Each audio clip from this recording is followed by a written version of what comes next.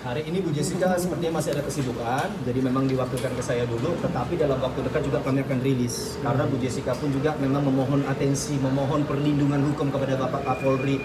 Tujuannya bukan apa kok, kan begitu kan? Tujuannya hanya satu, supaya terlapor ini jangan kemudian seakan-akan seperti kebal hukum. Gitu loh.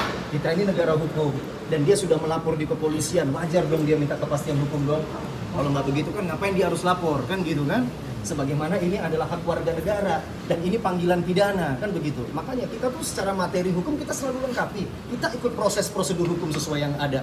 Di mana ada dugaan-dugaan terlapor memangkir daripada panggilan, kita masuk ke Bareskrim, kita mengajukan surat kepada Karo Wasidik agar menjadi atensi, kan begitu kan?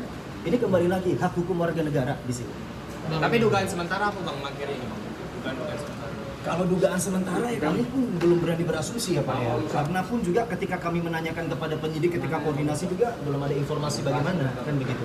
Makanya kami tetap akan menghargai proses prosedur hukum itu. Tetapi kami juga tidak akan tinggal diam. Di mana ada dugaan-dugaan yang sudah mulai menunjukkan terlapor CSB tersebut kebal hukum, kita akan terus gerak.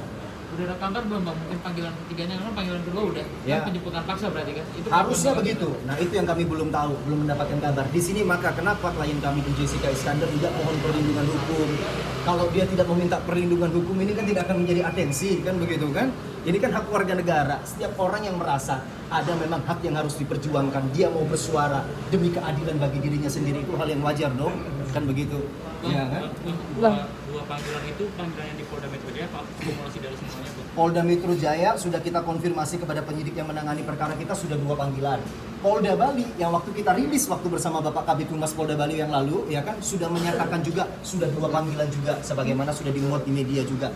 Kan di situ dapat disimpulkan kan begitu kan ada 2 Polda yang sudah panggil 2 kali dimangkirin semua itu panggilan sama terlapor. Yang laporan duanya, 2 laporan lainnya? 2 laporan lain kita belum dapat informasi. Tetapi yang dari Polda Jatim ini sudah berkoordinasi dengan klien kita. Dia mengatakan, Pak laporan saya juga tidak ada tindak lanjutnya nih. Kerugian 20M loh ini yang di Polda Jatim ini.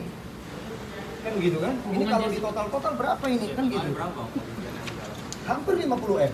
Hampir 50M. Ada nggak sih Bang hubungan antara Jessica sama 2 pelapor lainnya? Oh tidak ada hubungan apapun, tetapi karena mereka tahu atas nama Jessica Iskandar sudah di media muncul dia melaporkan kasus yang menimpa dia, maka korban-korban lain ini DM masuk di Instagram dan sebagainya meminta tolong juga.